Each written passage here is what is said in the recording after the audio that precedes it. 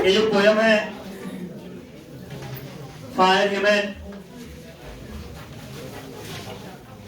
ये जो पोयम है फायर ह्यूमन जो है के.एन. दारूवाला के द्वारा लिखा गया है। कवि अपने पिता के साथ अक्सर ही बर्निंग घाट घूमा करता था, जाया करता था देखने के लिए। और यहाँ बर्निंग घाट के बारे में, बर्निंग घाट समझ रहे ना, ये शमशान घाट को बोला जाता है। किसको बोलता है? शमशान घाट को बोला जाता है। इसको देखने के लिए अक्सर कवि जाते थे। देखिए क्या कह रहे हैं कविता में, क्या पेश किए हैं। The burning Ghat erupted phosphorus and wandering ghost light frightened passer by scud among the words। कवि यहाँ कह रहे हैं कि जो जलता हुआ घाट होता था, यानी बर्निंग घाट, ये जो शमशान घाट था, वहां से चिंगारियां बाहर निकलता था। जो आग के लपटे हैं, इन लपटों को कह रहा है कि इस तरह से निकलता था मानो कि वंडरिंग घोस्ट, उस लाइट, उस प्रकाश से मानो कि ये जो भूत है घूम रहा हो, वैसे चिंगारी निकलता था। उसमें ऐसा लगता था कि मानो क्या घूम रहा हो, ये जो है क्या है, भूत है जो घूम रहा हो। अमॉन्ग द बोन्स, किसके बीच? हड्डियों के बीच में। लेकिन जो ये पैसर बाई जो थे, राहियों को यो दृश्य जो था क्या करता था? डराता था। राहियों को जो था वो दृश्य डराता था। और वो राही जो थे वो क्या करते थे? भागते थे। ये सही बात है। आज भी आप बर्निंग घाट की ओर जब भी जाइएगा, जब भी बर्निंग घाट की तरफ जाइएगा, तो आप भी एक तरह से क्या कीजिएगा? डर करके भागने की कोशिश कीजिएगा। डरने लगते हैं लोग, जो है क्या करने लगता है? डरने लगता है। क्या हो रहा है? अभी जैसे बॉडी जहां जल रहा है वहां गए, देखे कि शमशान घाट है, आगों को लपटों को देख करके लोग क्या हो जाते हैं? डर जाते हैं। ध्यान दीजिए। तो वही करे कि लगता है कि जो पैसर बाई है, जो राही है, वो क्या हो रहा है? भाग रहा हो डर करके। वो किसके वजह से? आग के लपटों से ऐसा बीम प्रतीत होता था, लगता था कि घोस्ट हो, भूत हो, वो क्या कर रहा हो, वहां भ्रमण कर रहा हो। आप कभी हिंदू बर्निंग घाट पर जाइएगा, सपोज आप लोग गांव के बर्निंग घाट देखे होंगे, आप जहां बोडिया जलती है, आप दिन में जाते हैं तो कुछ ठीक है, लेकिन रात में जब वहां से अकेले आपको जब गुजरना होगा तो आप डरने लगते हैं। खास करके तब जब उस रास्ते से गुजर है, कुछ कुत्ता होकर खरखरा करके भागे, आप सोचिएगा कि भूते हैं। गलती नहीं करे तो वंस एक बार strolling at down past river bank and ghat, we saw embers losing their cruel redness to the grey ash that swallows all half-cooked leaves bore witness to the fire debauchery। डिवचरी के कहने का मतलब हुआ कि अनैतिकता को दर्शा रहा है। कि इनका कह रहा है, कभी कह रहे कि हम कभी अकेला नहीं जाता था, पर कि एक बार क्या हुआ था, हम टहलने के लिए गए। ठीक है, इसके पापा, कवि के पापा पिताजी थे, और कवि टहलने के वो सवेरे में भोर में चल दिए। वो कहा जो नदी के किनारे वाला जो बर्निंग घाट था, उस बर्निंग घाट के जिक्र कर रहे हैं कि जो नदी के किनारे वाला जो बर्निंग घाट है वहां का जिक्र कर रहे हैं कि यहाँ टहलने के लिए क्या किए थे? गए थे। ये जो नदी के यहाँ पर माने जिस घाट पर टहल रहे थे, कौन? कवि और कवि के पिता जो थे वो टहलने का काम कर रहे थे। हाँ, टहलने का काम कर रहे थे। और यहाँ देखिए कवि ये दर्शा रहा है कि टहलने का हम लोग तो एक दिन तो गए थे नदी के किनारे वाले घाट पर, लेकिन विशा हम लोग देखे चिंगारी जो आग थी, losing their cruel redness to grey ash that swells all, वे आग जो किसी को भी, यानी सब कुछ अपने अंदर निगल जाती, जो सब कुछ किसी को भी अपने आगोश में ले लेती। वे आग को जब देखे कि वो आग क्या हो रही है? बुझ रही है। उसकी लालिमा जो है धीरे धीरे, क्रूरता वाली लालिमा धीरे धीरे क्या हो रही है? समाप्त हो रही है। यानी रात में माने हो सकता है कि बॉडी जल रहा हो, उसका धीरे धीरे आग जो होता है बुझते जाता है, राख में तब्दील होते जाता है। बल्कि एकदम सीधा कर है कि हाफ को ये टू ग्रीस दैट, यानी वो राख में तब्दील हो रहा है। किसमें? राख में तब्दील होते जा रहा है। और कह रहा है कि half cooked limbs bore the witness to the fires, लेकिन उसी में जो है कुछ अंग जो है क्या हो गया? अधपक्का रह गया, यानी पूर्ण रूप से जला नहीं है। वो विटनेस, यही तो सुराग है, यही तो गवाह है। और टू फायर्स डिवॉर्चरी, यानी किसका? ये आग का, अनैतिकता की ये गवाह है। आग को अनैतिकता का गवाह, आग को अनैतिक क्यों मान रहा है? मान रहा है कि आग में जब सौंप दिया गया तो ये जो आग, ये अंग जो बच रहा है, ये वहां अंग दिखाया गया, देखिए ये पैर है, वो अंग जो बच रहा है, ये कहने का मतलब है कि ये जल जाना चाहिए था। लेकिन वहां घूमने के लिए जब गए तो हम लोगों ने देखा कि बहुत सारे जो चीज है वो क्या हो गया है? बच गया है। यानी और आग की लालिमा धीरे धीरे समाप्त हो रही है। और जब समाप्त रही और बॉडी जो पूर्ण रूप से नहीं जला है, तो ये एक तरह से क्या है? आग की अनैतिकता का गवाह पेश करता है कि आग यहाँ नैतिक काम नहीं किया, बल्कि क्या किया? अनैतिक किया है। अगर ये पूर्ण रूप से जला दिया होता तो फिर कोई दिक्कत नहीं होता। नेक्स्ट, अगला स्टेज में कवि क्या कर रहा है? माय फादर सेड, मेरे पिता जी कहते हैं, यानी कहे कि यू सी, तुमने देखा दूज, किस चीज को देखा?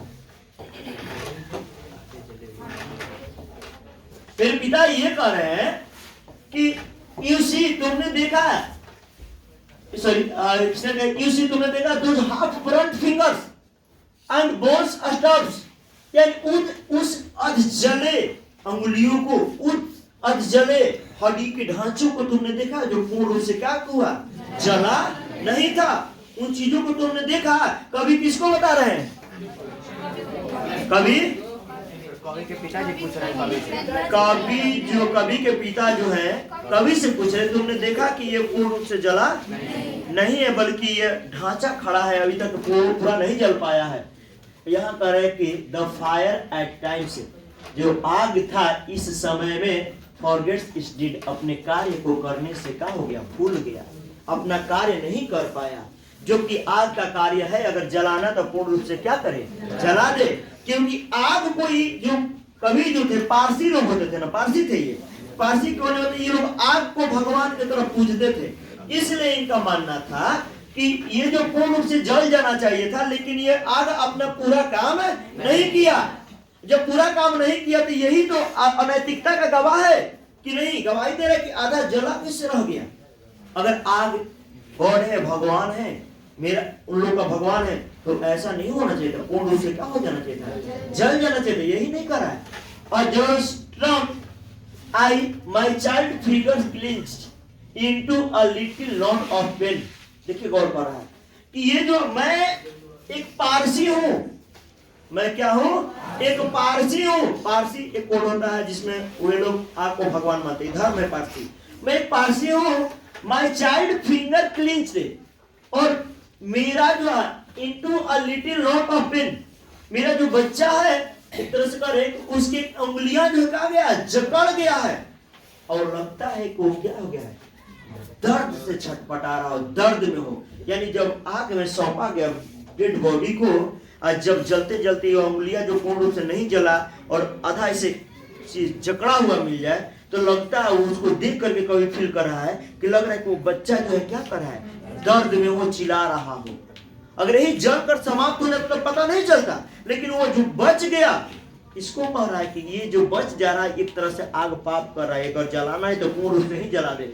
आधा जला हुआ बॉडी देखिएगा तो बड़ी बेकार लगता है। आप लोगों को नहीं दिखा, जान कर नहीं लाए कि मानो बहुत लोग हैं कि जो एक्सेप्ट करेंगे कि नहीं करेंगे। अब कुछ लोग ये भी हो सकता है कि देखेंगे और घर जाकर खाने नहीं खाएंगे। ऐसा भी हो सकता है, याद पड़त को वह दिख जाएगा। अरे जो मीट मत तो लोग के तो नहीं होगा, लेकिन कुछ लोगों का ऐसा हो सकता है। ठीक है, छोड़िए, यहाँ समझ कितना समझ आ रहा है ना जी? तो इनको कोई दर्द से समझ, कभी करेंगे I swear to save fire from the scene of forgetfulness. मैं शपथ लेता हूं, मैं प्रतिज्ञा करता हूं आग को बचाने के लिए। किस चीज से? From the scene of forgetfulness, भूल के पाप करने से। जो गलती से भूल गया है, ऐसा पाप करने से बचाने के लिए मैं आग के प्रति क्या करता हूँ, शपथ लेता हूँ कि आग अब ऐसा गलती नहीं करेगा। आगे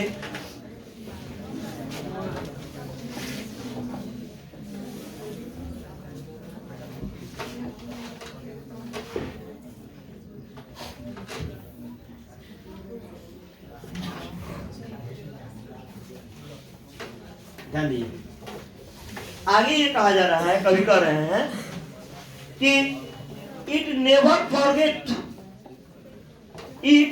फॉरगेट एंड 20 years since, मैंने अभी तक नहीं भूला, कभी नहीं भूला, 20 साल बाद भी, 20 सालों से हो गया, 20 साल बाद भी मैं इन चीजों को नहीं भूला। क्योंकि ये कह रहे हैं कभी कि as I consign my first born, जैसे कि मैंने अपने पहले बच्चे को क्या कर दिया, सौंप दिया, टू द फ्लेम्स, इसमें आग को सौंप दिया। The nearest tower of silence was 1000 of miles, जो मेरा जो टावर ऑफ साइलेंस था, टावर ऑफ साइलेंस वो पारसी लोगों के लिए होता है, इसी को बोलते हैं टावर ऑफ साइलेंस।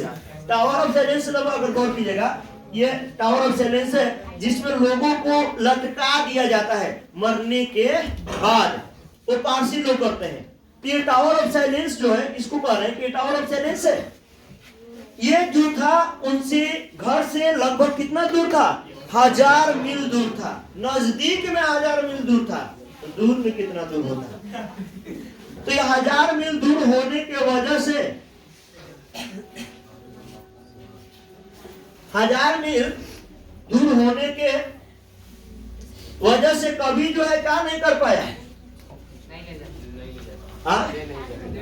किसे, हाँ वहां अपने बच्चे को नहीं ले गया, बल्कि अपने बच्चे को आग के हवाले कर दिया, आग के हवाले कर दिया। लेकिन फायर ह्यूमन, जो आग, पवित्र आग की जो प्रार्थना थी, सेड टू मी, मुझसे कही, यानी पवित्र आग इनसे कही क्या, यू स्टैंड फॉरगिवन, मुझे क्या कर दिया, आग ने मुझे क्षमा कर दिया, माफ कर दिया।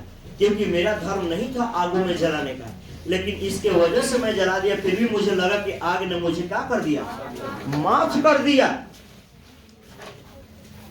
ब्रोकन, मैं टूट चुका था, क्योंकि मेरा बच्चा जो क्या होता, डेथ कर गया था, तो मैं टूट चुका था।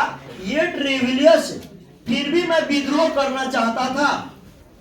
मैं टूट तो चुका था, फिर भी मैंने क्या करना चाहता था, विद्रोह करना चाहता था कि आग के प्रति जैसे काम हो गया, नहीं होना चाहिए था, हमें नहीं जलाना चाहिए था। दूसरा चीज की आग जो है क्या कर रहा है, अधबरंट छोड़ रहा है, अधजला छोड़ रहा है, ऐसा नहीं करना, इसके विद्रोह में करना चाहता था। लेकिन आई स्वर दिस टाइम, मैं फिर शपथ लिया इस समय, टू सेव, क्या करने का, इसे बचाने का, from the sin of forgiveness, यानी यहाँ फॉरगिविंग का मतलब ये है कि भूलने का पाप, जो भूलने का पाप होता है, क्षमा के पाप से कहने का मतलब है कि जो क्षमा तो भले कर दिया, लेकिन जो भूलने का पाप किया इसको क्षमा हम लोग, लेकिन यहाँ भाव निकल रहा है कि भूलने के जो पाप कर रहा है आगे, उससे बचाने के लिए मैं क्या करता हूँ, शपथ लेता हूँ कि ये फिर ये गलती न करे, न भूले। कभी जो है बार बार इस तरह से ये दर्शाने की कोशिश किया, आग के महत्व को भी दर्शाया, लेकिन आग के नैतिकता को भी दर्शाया। आग के महत्व को ये दर्शाया किसके लिए, हिंदुओं के लिए दर्शाया कि हिंदू धर्मों में डेड बॉडी को जो जलाया जाता है उसके लिए कितना महत्वपूर्ण है, उसके लिए कितना महत्वपूर्ण है, इस चीज को दर्शाने की कोशिश कर रहा है कवि अपने इस कविता के माध्यम से। महत्वपूर्ण है भी, ऐसा नहीं है।